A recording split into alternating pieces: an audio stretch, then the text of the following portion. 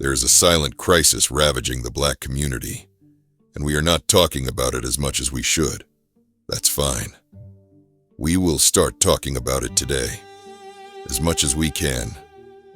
You know me by now, Graffiti Joe, old man, bus driver. 40 years watching this city rise and fall from behind my steering wheel. But today, we not talking about money. We not talking about the violence on the corners. We not talking about the system outside.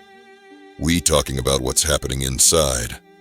Inside our heads, inside our hearts, inside our souls. We talking about mental health, the thing we still scared to face in the black community. Now that we are down on this menace hurting our communities, don't forget to like, share, and subscribe to this community where we create awareness about black problems. Yes, black problems. Yes, you heard me, problems. Now let's start with the facts, because the numbers don't lie. According to the National Alliance on Mental Illness, NAMI, about 1 in 5 adults in the U.S. experience mental illness every year. But for black adults, that number holds, yet we're far less likely to receive treatment. In fact, only 1 in 3 black Americans who need mental health care actually get it. Why? Because we've been taught for generations to suffer in silence. Pray it away. Man up. Stay strong. Don't tell people your business. You'll be fine. But too many of us are not fine. We smiling while silently drowning. We laughing while battling depression. We working 2 jobs while carrying anxiety that's eating us alive. We holding in trauma from childhood that we never unpacked. We raising kids while fighting demons we never faced. Let me give you some more real talk. According to the U.S. Department of Health and Human Services Office of Minority Health, black adults are 20% more likely to experience serious psychological distress than white adults. Black teenagers are also more likely to attempt suicide than white teenagers. In fact, a 2019 study in the Journal of the American Medical Association found that suicide rates for black youth ages 13 to 19 increased by 60% between 2001 and 2017. You hear me? This is no small issue. We losing young black kids to suicide faster than ever before, and still pretending like we don't do therapy. You want to know where some of this starts? It starts way back, slavery. Yeah, I said it. We are the descendants of people who had to suppress every emotion just to survive. Couldn't cry, couldn't speak out, couldn't grieve. Generations of pain got passed down, bottled up, locked away inside our DNA. That's called generational trauma. According to studies in epigenetics, trauma can actually leave chemical marks on your DNA, changing how your body responds to stress for generations after the trauma occurred. Translation: your great-great-grandmother's pain might still be living inside you today, and we wonder why anxiety, depression, PTSD, and rage keep showing up in our homes. But because we never talk about it, we keep repeating it. Now let's talk about the cultural barriers we built ourselves. Now let's get uncomfortable. Because while the system has played its role, we gotta talk about how we keep helping fear and stigma keep mental health locked away like a dirty secret. First barrier, the strong black man and strong black woman lie. We've been told that strength means suffering without breaking, that being tired, overwhelmed, or anxious somehow makes you weak. So we hold it all in. Black women carry everybody on their backs. Black men carry unspoken fear and anger bottled up until it explodes, sometimes in violence, sometimes in addiction, sometimes in complete emotional shutdown. According to the CDC, black women have higher rates of anxiety and depressive symptoms than any other racial group of women, but are least likely to receive treatment.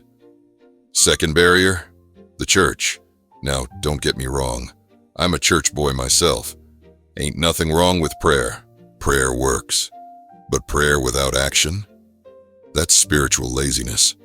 We told folks to just pray about it, when what they needed was both prayer and therapy. Faith and therapy work together. One treats the soul, the other treats the mind. Third barrier, the trust problem. According to the American Psychological Association, only 4% of U.S. psychologists are black. So when black folks go looking for a therapist, they often struggle to find someone who understands the cultural weight they carry. We don't always feel safe opening up to people who don't understand our background, our history, or the silent pain that comes with being black in America. Fourth barrier, money. Therapy ain't cheap. Many black folks don't have health insurance that covers mental health. We live in communities where mental health clinics are scarce, so folks give up before they even start. Fifth barrier, the shame. We fear being seen as crazy. We fear being judged by family, friends, even our own community. We fear being called weak, especially our brothers. So we stay silent, and the silence kills us slowly. Knowing what you know now, you might want to ask, how do we heal? How do we stay steady on the road back to mental freedom? All right, family. We broke it down. Now let's build it back up. Because this don't have to be our ending if we choose different. Step 1. Normalize therapy. Therapy ain't for crazy people. Therapy is for people who want to heal. It's for folks who want to stop passing their pain down to the next generation.